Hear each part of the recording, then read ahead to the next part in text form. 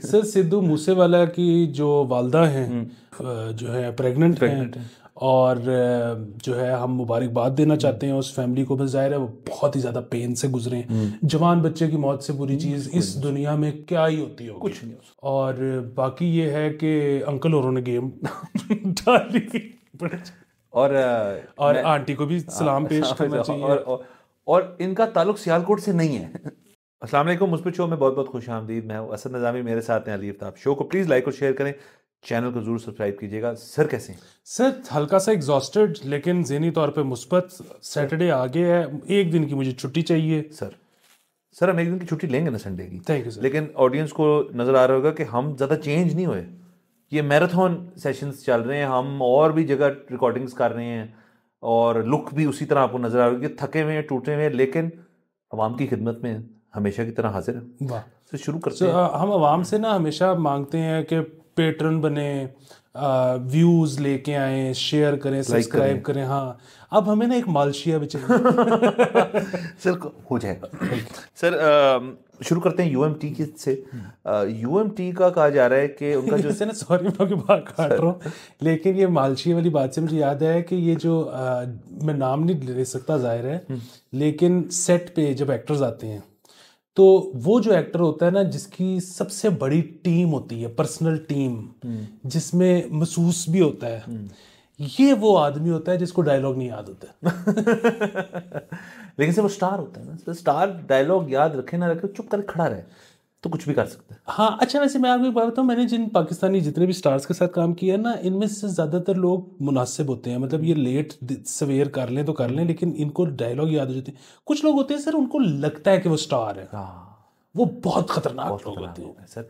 ये film industry में भी और जनरल लाइफ में भी अगर किसी को लगे ना यार मैं स्टार हूँ लेकिन तू नहीं है, तो उनको ज़रा देखना पड़ता है, री इन्वेस्ट करना पड़ता है उनको बाकी चीज़ों में। अच्छा सर चले आगे चलते हैं। यूएमटी जो है वहाँ से खबर ये मिली है कि 1 महीने से उनका सर्वर जो है वो हैक हुआ है। जो हैकर्स हैं वो पैसे मांग रहे हैं, और मेरे तो ख्याल में हैकर जब पैसे मांगे तो आपको पैसे दे देने चाहिए। तो बाकी अब सर्वर डाउन है, इससे जो मसले मसाइल हैं वो तो काफ़ी संगीन होंगे। ये बड़ा मसला है। सुने सारा डाटा सब कुछ उसके अंदर है, मतलब किस स्टूडेंट की क्या अटेंडेंस थी, क्या मामलात थे, और अगर वो सारा कुछ उड़ा देता है तो उसके बाद फिर मुझे यकीन है कि पाकिस्तान में आपको पता ना कि ऐसे मौके पे क्या होता है कि स्टूडेंट्स से कहा जाता है कि आप हार्ड कॉपीज जो आपको तब दी गई थी या आपको जब हमने ट्रांसक्रिप्ट भेजी थी तो आपने ली होगी, तो अपने कागजात खुद ला के जमा करा के प्रूव करें कि आपने इतने नंबर लिए थे या आप इस दिन आए थे या इस दिन छुट्टी की। सो वो सारा कुछ जो है ना वो स्टूडेंट के सर पे आ जाएगा कि उसने अब साबित करना है कि उसने फीस भी दी थी कि नहीं दी थी। सर कितनी अजीब सी बात है। एक तो ये बहुत बड़ा मसला, दूसरा एक जो बच्चा है और वो फर्ज कर नालायक है और लेकिन घर वालों को नहीं पता, तो जो हैकर है वो ये इन्फॉर्मेशन भी यूज़ करते कि तू तो फारग है और मैं बता दूंगा। मतलब नहीं, मैं करना नहीं चाह रहा, बट मैं हैकरों को एक मजीद एक रेवेन्यू स्ट्रीम एक क्रिएट कर रहा हूँ उनके लिए कि आप उसको टारगेट करें कि जो इन्फॉर्मेशन इतनी मुश्किल नहीं है कि यार मैं तो फिट जा रहा है, सब कुछ घर पे कुछ चेक नहीं करता, उसके भेज दे सारे जायचे घर पे तो पकड़ा जाएगा। बिल्कुल सर, ये देखें कि मतलब आप हर क्लास में से अगर डाटा निकालें तो जो 10 नालायक 3 लोग होंगे उनमें से कम 3-4 तो ऐसे होंगे जो 2 नंबर ट्रांसक्रिप्ट घर दिखा के साइन करवाते होंगे। बिल्कुल। तो अगर आप उन 10 से रब्ता करें, उनमें से 3 भी हों और उनमें से 2 भी पैसे देने को मान जाएं, लेकिन खैर ये हम नहीं करेंगे। और वैसे भी कोई भी चीज़ गलत 2 नंबर नहीं बनानी चाहिए।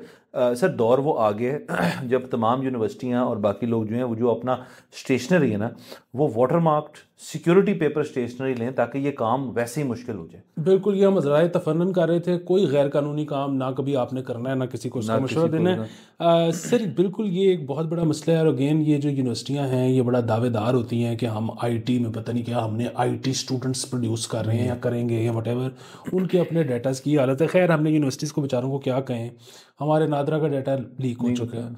हमारे सर रिटायर्ड बल्कि सर्विंग जनरल्स के सुने पासपोर्ट पड़े हुए हैं उस पे डार्क नेट पे, कि वो भी किसी ने लीक करके वही नादरा शादरा से निकाल के वो कर दिए। इधर किसी का डाटा कुछ है ही नहीं, माने ही नहीं रखता। सर बहुत खतरनाक सूरत हाल है इस तरह से। बाकी देखिए डेटा ब्रीच जो है अमूमन ये चीज़ें हो जाती होती हैं। हैकर्स जो हैं वो भी तो मतलब दिहाड़ी लगाने के चक्कर में होते हैं, उनको यूएमटी के अंदर स्पेस मिली हुई तो ठीक है। इसलिए हमेशा आप जो अपना कोई भी इंस्टीट्यूशन बना रहे हैं या कोई भी जगह बना रहे हैं तो उसका जो आईटी इंफ्रास्ट्रक्चर है वो आपने फिर ज़रा सॉलिड रखना है, वरना आपके लिए काफ़ी मसाइल हो सकते हैं। उस पे पैसे नहीं बचाने, उस पे पैसे हैं। और आईटी का जो आपका मेन बंदा है वो भी कोई बंदा हो इस किस्म का जिसको ये ना कहे सर को बाहर से बंदा बुलाना पड़ेगा। वैसे तो हमारे मुल्क की भी हालत है, तो कोई मसले वाली बात नहीं, यूएमटी का क्या ही कसूर है। हाँ, और दूसरा उसमें ये भी है कि मैं तो ये कहता हूँ कि ऐसी चीज़ करते हुए अगर आप बाहर में गोरों की किसी बंदे से या उनकी किसी कंपनी से हेल्प ले लो तो उसमें कोई बुराई नहीं है। बिल्कुल भी नहीं है सर। सिक्योरिटी और आपकी बाकी तमाम हर किस्म की सिक्योरिटी जो है उस पर आपने कॉम्प्रोमाइज़ नहीं करना, ये मसले इंशाल्लाह नहीं होंगे। बाकी तो अगर आप अमेरिका की तरफ जाएँ तो वहाँ पे तो एक नई चीज़ शुरू हुई हुई है जिसको कहते हैं पिग बुचरिंग। उसके बारे में हम एक दिन तफसीली बात करेंगे, लेकिन वो इस वक्त दुनिया का एक बड़ा तरीन स्कैम बना हुआ है और जिसके अंदर बिलियंस ऑफ डॉलर्स जो है ना वो आम लोगों से इन स्कैमर्स ने ले चुके हैं। इसके ऊपर मैंने पूरा एक एपिसोड, एक वो शो होता है जॉन ओलिवर का, देखा था, बहुत इंटरेस्टिंग है, इसमें हमने बात करनी है। हाँ, यहाँ पे तो अभी तक वो घटिया स्कैम ही चल रहे हैं। परसों को 4 कॉलें आई मेरे वाले साहब को कि आपके बेटे को हमने सदर थाने में पकड़ लिया है तो ये पैसे भेजें। वो मेरे वाले साहब ने कहा कि तुसी रख लो। तो खैर ये जो सर खबर यूएमटी से ज़्यादा जो बड़ा मसला है ना ये आज डिस्कस करने वाला आपके शो के तवसत से, वो ये है कि वासा लाहौर का जो बिल है, पानी का बिल, वो बैंक ऐप से पे नहीं हो रहा। और ये मैं आपको 1-2 दिन की बात नहीं बता रहा सर, 2 हफ्ते हो गए सर, मुझे उस पर जुर्माना ठुक चुका है। तो मतलब दुनिया किधर जा रही है, साढ़े बिल नहीं पे हो रहे हैं। और ये भी नहीं कि मेरे पास पैसे नहीं है, मैं पे करना चाहता हूँ वो पे नहीं हो रहे, नहीं कर सकते। सर देखिए ये जो बिल वाला सीन है ना, देखें आप कितनी बड़ी सहूलत है कि आप अपने तमाम घर की यूटिलिटी बिल्स जो हैं अब इंक्लूडिंग योर मोबाइल फ़ोन का बिल जो है अब लोग जो है वो अपने मोबाइल ऐप से पे कर सकते हैं। और ये सिस्टम हर वक्त चलना चाहिए। देखिए आसानी कितनी है, मैं ये नहीं कह रहा कि ये आसानी जो है ये शहरी के लिए तमाम चीज़ों के लिए कितना अच्छा है कि यार एक आप कहते हैं यार कि दफ्तर में बंदा है, यार ये घर का बिजली का बिल है, आप उसको सबसे पहले कहते हैं तू जा पहले बैंक, वहाँ से कैश निकलवाओ। वो जाता है अपनी मोटरसाइकिल या गाड़ी पे, वो कैश निकलवाता है, फिर वो जाता है वहाँ से पकड़ के जो बिल है आपका वो लेता है घर से, फ़र्ज़ करें, वो फिर जाता है वहाँ किसी और ब्रांच में जाके बैंक के अंदर जमा कराते हैं। ये सारी चीज़ें जो हैं ये माइनस हो जाती हैं। आप अपना फ़ोन ऐप खोलें और उससे पे कर दें। एक बंदे का पूरा दिन पन्ना गया ये करने में। दूसरा जो आपने गाड़ी और पेट्रोल पे, जो बाइक पे जो पेट्रोल सड़ा, जो उसकी वजह से क्लाइमेट को फ़र्क पड़ा, ये सब कुछ ख़त्म सर। और देखिए ऐसे नहीं है कि देखिए हमें जो क्रेडिट इज ड्यू, हमारे तमाम जो कमर्शियल बैंक्स हैं उन्होंने अपने इस डिवीजन के ऊपर मतलब कुछ को निकाल दें, नेशनल बैंक को निकाल दें आप पे से। नेशनल बैंक को नहीं ज़रूरत ये चीज़ें करने की, वो नेशनल बैंक है। सो बाकी जो कमर्शियल बैंक्स हैं जिन्होंने कम्पीट करना होता है एक दूसरे से, नेशनल बैंक ने तो अपने आप से कम्पीट करना है सिर्फ। वो सारे बैंक्स जो हैं वो बड़ी उन्होंने अपना इन्वेस्ट किया है इस डिपार्टमेंट के अंदर, जिसके अंदर वो ऑनलाइन डिजिटल प्रोडक्ट्स ना सिर्फ कंज्यूमर के लिए बल्कि कॉर्पोरेट एंटिटीज़ के लिए भी वो लेकर आते हैं और उसको चलाते हैं और वो ज़्यादातर अच्छे चलते हैं। लेकिन आईटी के अंदर सर एक बहुत बड़ा मसला है कि जब तक वो चल रहा है तब तक तो फिट है। आपने अगले बंदे को हुक कर दिया है एक कन्वीनियंस के ऊपर, एक सिस्टम के ऊपर कि यार आप घर बैठे हुए बहुत चीज़ें कर सकते हैं, बैंक नहीं जाने की ज़रूरत। लेकिन जो आपके साथ हुआ, जब वो चीज़ बंद होती है, वो जो आवाज़ आ रही है ना, वो हमारी जो एंग्जाइटी बैंडविड्थ है ना वो इतनी है नहीं इस अवाम की, वो इतना नहीं ले सकते। सर वो मुझे उससे आपकी बात से याद आ गया कि भाई का पहला बैंक अकाउंट नेशनल बैंक में था। सर मेरा भी। देखें ना, इसलिए तो सर हम सीखे से और सर जो बंदा नेशनल बैंक से बैंकिंग करके निकला है ना, वो पत्थर है। वो बंदे को टेंशन नहीं है कि वो असल में मेरे वालिद साहब की क्योंकि पेंशन वहाँ आती होती थी, तो फिर मैंने कहा कि चलो मैं भी अपना अकाउंट यहीं खुलवा लेता हूँ। जब खुलवाना था तो वो खुलवा लिया, फिर वो थोड़े दिन चलता रहा, मतलब बल्कि कुछ साल चलता रहा वो। तो मैंने सोचा कि अब यहाँ से निकला जाए कि मैंने एक दफ़ा बैंक ड्राफ्ट बनवाना था, पे ऑर्डर। तो मैं गया तो मैंने उनको कहा कि पे ऑर्डर बनवाना है, तो बंदे ने ऊपर देख के मुझे कहता है आज। नहीं, फिर किसी दिन आ जाऊंगा सर। और वो अभी तक वो हाथ से बैंक ड्राफ्ट भी बनाते हैं। और बाकी मेरी तो ये मजबूरी थी कि हमारा जहाँ दफ्तर था उसके साथ ही बिल्कुल नेशनल बैंक की ब्रांच थी। सर मेरा वही था। अच्छा आपका, अच्छा मेरा घर उसके साथ, आपका रहमान प्लाजा सर, वहीं पे वो नेशनल बैंक है। तब वहाँ पे ना दूर थे बाकी बैंक, वो शुक्र है कि हमारी जो दफ्तर की बिल्डिंग है उससे 2 बिल्डिंग्स छोड़ के वो अल्फला की बहुत बड़ी मेन लाहौर की ब्रांच आ गई, तो हमने जल्दी से हम वहाँ चले गए। और वो नेशनल बैंक वाले अभी तक नाराज हैं इस चीज़ से, वो खैर और बड़ी चीज़ों से हमसे नाराज हैं, लेकिन मेन ये प्राइवेट बैंक्स भी कोई बेहतर तो नहीं है। मतलब बैंक अल्फला में अगर आपका खुदा ना खास्ता जब आपने अपना कोई भी एक अकाउंट खुलवाया है और आपका अगर एड्रेस कुछ और है और उसके बाद आपका एड्रेस बदल गया है और उसके बाद आपने फिर जितने मर्जी क्रेडिट कार्ड या बैंक अकाउंट्स या जो भी खुलवा लिए, वो एड्रेस सारी जिंदगी ठीक नहीं हो सकता। हाँ अच्छा, वो हमेशा आपका कार्ड, आपका बिल पहले पुराने एड्रेस पे जाएगा, वहां से वापस आएगा बैंक, फिर आपको कहा जाएगा हफ्ते के अंदर आके पिक करें, क्योंकि वो एड्रेस जो है ना वो ठीक हो ही नहीं सकता। वो अपडेट नहीं हो सकता उसमें एड्रेस। हाँ सर, चले ये एक दिन हम एक टाइम निकाल के हम अब बैंकों के ऊपर तफसीली गुफ्तगू करेंगे नेशनल बैंक के अलावा। अच्छा सर, एक और खबर, वो जो ASP शेरबानो साहब है, वो खबरों में आ रही हैं मुख्तलिफ चीज़ों की वजह से। एक तो जो पिछले वाला वाक़या था उसकी वजह से, उसके बाद फिर जनरल आसिम मुनीर साहब जो हैं उन्होंने उनको मिले, उनको हाथ रखा। तीसरी जो खबर जो आज हम तक पहुंची है वो ये कि किसी सऊदी डिग्नेटरी से उनकी मुलाकात हुई, उन्होंने भी उनकी बहादुरी को तस्लीम किया और उसको दाद दी कि बहुत अच्छी बात है, उन्होंने सारा ये चीज़ की है, जिसके ऊपर हम आते हैं कि किसी सऊदी शख्स ने कहा है। और उन्होंने साथ साथ कहा कि आप और आपका तमाम ख़ानदान जो है, हम उसको रॉयल जो एक विज़िट है उसके लिए हम दावत देते हैं, तो ये तो फ़ौरन कर लेना चाहिए, वो बड़ा मज़ेदार होगा। और एक और वीडियो मैंने उनकी देखी थी जिसमें आई थिंक उनकी बेटी जो थी वो बाबर आजम की को फ़ैन और वो उसको मिल रही थी। तो बस सारी तमाम चीज़ें जो हैं बड़ी मुस्बत हैं और ज़ाहिर उन्होंने जो एक चीज़ की उसको लोग रिकग्नाइज़ करें, बड़ी अच्छी बात है। बहुत अच्छी बात है और ये बड़ा इनकरेजिंग साइन है। और इस लिहाज से भी बड़ा अच्छा है कि अब ना मतलब आप इमेजिन करें कि सऊदी अरब और ईरान वगैरह ने हमें कहना शुरू कर दिया कि थोड़ा हाथ हौला रखो। जज्बाती हो गया। हाँ। तो ये बड़ी अच्छी बात है, हमें हाथ हौला करने की जरूरत, हमें हर चीज़ हौले करनी है, सब कुछ रिलैक्स। तो सर उसके अलावा क्या खबरें हमारे पास? सर हमारे पास बड़ी गुड न्यूज़ है sir Sidhu Moosewala. Yes yes yes yes yes कि आप दे दे खबर ये। सर सिद्धू मूसेवाला की जो वालदा हैं वो पेट से हैं, वो जो है प्रेग्नेंट हैं और जो है हम मुबारकबाद देना चाहते हैं उस फैमिली को। बस ज़ाहिर है वो बहुत ही ज़्यादा पेन से गुजरे हैं। जवान बच्चे की मौत से बुरी चीज़ इस दुनिया में क्या ही होती होगी, कुछ नहीं हो सकता। सो और वो तो ज़ाहिर है वो दुख ऐसा है जिसके साथ उन्होंने सारी ज़िंदगी जीना है, उस दुख का इलाज ही कोई नहीं है। लेकिन बहरहाल एक उस तरह से कि कुछ चलो एक खुशी भी अब उस घर में आएगी। और बाकी ये है कि अंकल औरों ने गेम डाली और आंटी को भी सलाम पेश करना चाहिए। और इनका ताल्लुक सियालकोट से नहीं है, ये भी मैं इस चीज में एक बात डालना चाहूंगा। वैसे हो सकता है निकल ही एक 1/3 या कुछ रह गया हो, तो आप देखें ना सियालकोटी जीन भी कितना वो है, पोटेंट है। तो उसके साथ साथ मैंने फिर जब आपने मुझे खबर बताई तो मैंने आपसे वैसे ही जिक्र किया कि इसके ऊपर तो फिल्म बन चुकी है, इंडियन फिल्म जिसका नाम है बधाई हो, जिसमें नीना गुप्ता है और वो आयुष्मान खुराना है। तो आपने कहा आपने देखी नहीं, फिर मैंने आपको दिखवाई।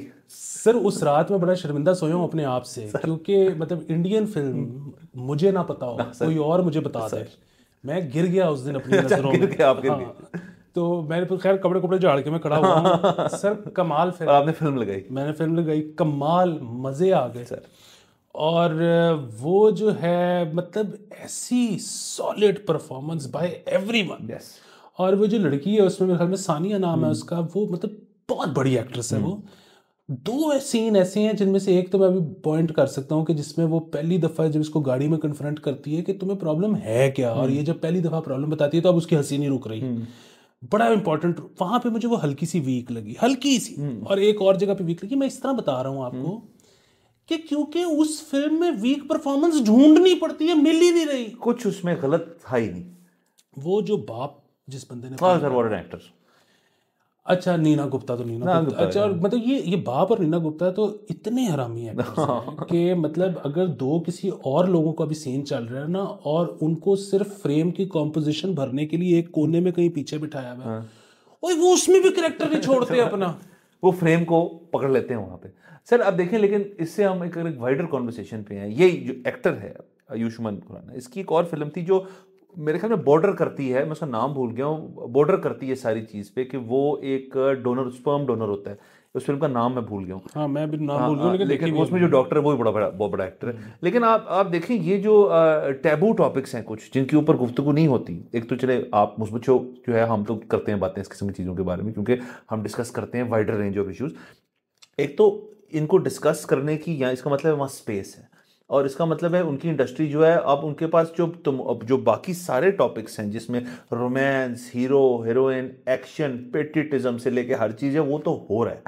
उसके बावजूद भी वहाँ ऑडियंस मौजूद है जो कहती है यार हमें ये वाला चाहिए, ये वाला दो, हम ये वाला भी देखेंगे, इसको ऑब्जॉर्व। और मेन स्ट्रीम के अंदर भी उन्होंने, जैसे वो अक्षय कुमार की पैडमैन जो थी फिल्म जो थी, वो भी एक बहुत ही संजीदा मामले को डिस्कस करती है, जो टैबू है हमारे मुल्क में, टैबू उनके मुल्क में भी टैबू है, लेकिन वो उठाते हैं उस टॉपिक को, उसके इर्द गिर्द स्क्रिप्ट भी सॉलिड रखते हैं, परफॉर्मेंस भी सॉलिड रखते हैं। और मैं आपको बताऊं, इस किस्म के टॉपिक के ऊपर परफॉर्मेंस हल्की हो या राइटिंग हल्की हो या कुछ भी हल्का हो तो फिल्म चलेगी नहीं, उल्टी पै जाएगी। तो इसलिए आप देख रहे हैं जो इतनी वैरायटी ऑफ स्ट्रॉन्ग एक्टर्स हैं, आई थिंक वो टॉपिक डिमांड करता है इस चीज़ को। बिल्कुल। फिर ये आयुष्मान खुराना की वो जो एक्शन हीरो वाली फिल्म थी, वो बड़ी मज़ेदार फिल्म थी। वो इस लिहाज से बड़ी मज़ेदार फिल्म थी कि एक तो बड़ी इंगेजिंग थी, ग्रिपिंग थी, दूसरी उसमें लड़की कोई नहीं थी लौंडे लौंडे पूरी फिल्म बेहतरीन तैयार हो। सो कमाल ये चल रहा है। और इसमें मैं अगेन बधाई हो पे जो छोटा भाई है सॉलिड तो बेहतरीन फिल्म जरूर देखें। और मैं जो इसका फिर सेकंड पार्ट भी आया था जिसका फर्स्ट पार्ट से कोई ताल्लुक नहीं था, वो था बधाई 2। वो बिल्कुल एक completely different topic, different film, different actress, not bad but not as good as this one. ये तो कमाल हो सर। देखिए फिर आपको भाई ने तोहफा दिया सर, क्या बात है। और क्या कहते हैं, उससे मुझे एक और चीज़ याद आ गई कि परसों तरसों मैंने आपको वो कहा था कि किसी का भाई किसी की जान भी देखें। अभी तक नहीं। अच्छा, वो मैं तो चाहता था कि आप देखें, लेकिन फिर मुझे बाद में ख्याल आया कि मैं कैमरे पे ही कह गया हूँ, आपको मुझे वैसे कहना चाहिए था। अब वो लोग भी शायद देखें, फिर वो मुझे जज करें। खैर, उसमें देखिए वो एक तो ये कि वो फिल्म जो थी ना, वो मतलब जाहिर है अगर आप बहुत ह्यूज सलमान भाई फैन नहीं हो तो आप बिल्कुल नहीं देख सकते वो फिल्म। अच्छा, दूसरा ये है कि बहुत बड़े आप सलमान भाई फैन हो भी हो ना तो भी थोड़ी सी मुश्किल हो जाती है वो फिल्म देखनी। वो उसकी वजह ये है कि एक तो वो चेन्नई एक्सप्रेस का सलमान भाई वर्जन है कि बेसिकली कि साउथ को मिला के कुछ एक प्रोड्यूस करना। दूसरा ये है कि उसमें सलमान भाई जो एक गलत गेम कर गए हैं ना, वो ये है कि डायलॉग लंबे लंबे हैं। सलमान भाई लंबे डायलॉग के खिलाड़ी नहीं है, वो है वन लाइनर, छोटे छोटे पॉइंट्स। तो वो जो है ना, वो मतलब फिर वही बात है कि फिल्म बेशक आप तो देखें सर, मैं देख लूंगा, हाँ, लेकिन आप बेशक ना देखें, मतलब मर्जी है आपकी। लेकिन ये बधाई हो तो हम कह रहे हैं देखें आप। बधाई हो, आपने लाजमी देखनी है। व्हाट अ ब्यूटीफुल फिल्म, और ये मिस करने वाली नहीं है सर। बेहतरीन है मेरे ख्याल में। और हमने ये हमारा जो सैटरडे पैकेज होता है, इसके अंदर हम कुछ एंटरटेनमेंट, कुछ इंडस्ट्री और अच्छा, सिर्फ आखिरी खबर रह गई आपके लिए ब्यूटी, वो आपकी जो मोशन स्पीड वाली खबर सर, कि वो जो कराची में क्योंकि क्राउड नहीं आ रहा और उसमें बहुत सारी वजूहत हैं, हम उनको शॉर्ट करके वो कर देते हैं कि बुनियादी वजह ये सामने आई है कि एक तो बाहर ट्रैफिक वगैरह बड़ी होती है और उसको मैनेज सही तरह नहीं किया जाता, ब्लॉकेजेस बहुत होती हैं, तो लोग इस वजह से कह रहे हैं कि छोड़ो हम नहीं जाते। और दूसरा बड़ा मसला ये है कि वो लोग कहते हैं कि नेशनल स्टेडियम कराची जो है उसमें ना बहुत काम होने वाला है स्टेडियम का, सो हम जब वहाँ पे जाके बैठते हैं हमें व्यू ही नहीं अच्छा मिलता। अच्छा। तो सर मोशन स्पीड ने अपग्रेड अनाउंस कर दिया नकवी साहब ने कराची में पीसीबी के चेयर। अच्छा, ओ अच्छा सर, ये आपने देखा है सर। मैं जो कहता हूँ फिर आप मानते नहीं है कि वो उन्होंने इस तमाम जगहों पे अपना रखा हुआ है, यानी कि अब पीसीबी में रहते हुए जो पीसीबी के मैंडेट के नीचे इमारतें आती हैं वो उनको ठीक करेंगे। होटल का तो मैंने आपको बता दिया था, वो तो बनना शुरू, ये भी हो सकता है कि वो आधा बन भी गया हो और वो इफ्तिताह ही आधे के साथ करें, कुछ नहीं पता हमें, लेकिन ये तो बेहतरीन बात है सर। स्टेडियम, ये देखें जो स्पोर्ट्स स्टेडियम्स हैं जहाँ पे लोगों को जाके बहरहाल खुशी मिलती है और एक एंटरटेनमेंट का एवेन्यू है आवाम के लिए, उसकी अपकीप, उसकी अपग्रेडेशन और उसकी तमाम तर चीज़ें जो हैं वो हमेशा टिप टॉप होनी चाहिए। और ये मैं अब इसलिए ज़्यादा कह रहा हूँ क्योंकि आपको पता है साल के अंदर और कुछ ना हो, बाहर से टीम आए ना आए, PSL तो होगा ही होगा, सो उसके लिए तो ठीक रख लो। तो ये बेहतरीन है सर। और देखें बाकी इदारे जितने भी हैं ना, जिनको आज जैसे हमने पिछले एपिसोड में मेट डिपार्टमेंट की बात की, इक्विपमेंट नहीं है। नादरा के बारे में हम बात करते हैं कि बहुत बड़ा फंडेड है लेकिन थोड़ा कम है।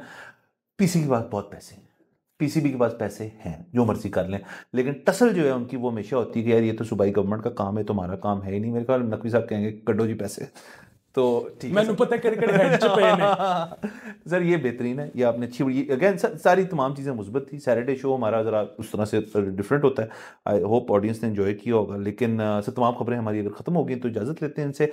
मंडे को आपसे इंशाल्लाह फिर मुलाकात होगी। खुदा हाफिज़।